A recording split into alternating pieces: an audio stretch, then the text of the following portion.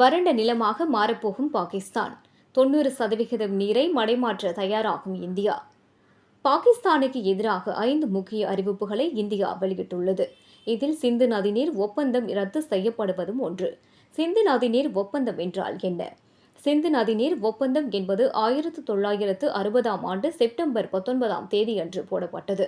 அப்போதைய இந்திய பிரதமர் ஜவஹர்லால் நேரு மற்றும் அப்போதைய பாகிஸ்தான் ஃபீல்டு மார்ஷல் முகமது அயூப் கான் தலைமையில் இந்த சிந்து நதிநீர் ஒப்பந்தம் கையெழுத்தானது. இந்தியா மற்றும் பாகிஸ்தான் வழியாக ஓடும் இந்த நதிகளின் நீரை 1948ஆம் ஆண்டு இந்தியா பாகிஸ்தானுக்கு செல்ல முடியாதபடி தடுத்துவிட்டது. இதனால் கடுமையாக பாதிக்கப்பட்ட பாகிஸ்தான் இந்த பிரச்சினையை ஐக்கிய நாடுகள் சபைக்கு கொண்டு சென்றது.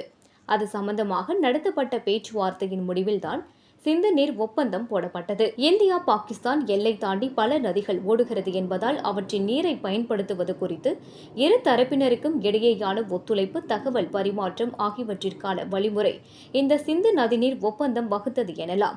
மொத்தம் 6 நதிகளை இரு நாடுகளும் பொதுவாக நிர்வகிக்க ஒப்பந்தம் போடப்பட்டது. கிழக்கு நதிகள் 3, மேற்கு நதிகள் 3 ஆகும். அதில் கிழக்கு நதிகளான சட்லெஜ், பியாஸ், ரவி ஆகியவற்றின் அனைத்து நீரையும் எவ்வித கட்டுப்பாடும் இன்றி இந்தியாவின் பயன்பாட்டுக்காக ஒதுக்கப்பட்டுள்ளது. மேற்கு நதிகளான சிந்து, ஜீலம், செனாப் ஆகியவற்றின் நீர் பெரும்பாலும் பாகிஸ்தானுக்கு ஒதுக்கப்பட்டுள்ளது. இந்த ஒப்பந்தத்தை நிறுத்துவதன் மூலம் சிந்து நதியின் நீர் பாகிஸ்தானுக்கு பாய்வதை இந்தியா நிறுத்தும். சிந்து நதி பாகிஸ்தானின் பல மாகாணங்கள் வழியாக அரபிக்கடல் வரை பாய்கிறது. இந்த ஒப்பந்தத்தின் மிகப்பெரிய தாக்கம் பாகிஸ்தானின் விவசாயத்தில் இருக்கும். அங்குள்ள வயல்கள் காய்ந்து பயிர் விளைச்சல் நின்றுவிடும். 210 மில்லியனுக்கும் அதிகமான பாகிஸ்தான் மக்களின் தண்ணீர் தேவைகளும் இந்த சிந்து நதிநீர் அமைப்பை சார்ந்துள்ளது.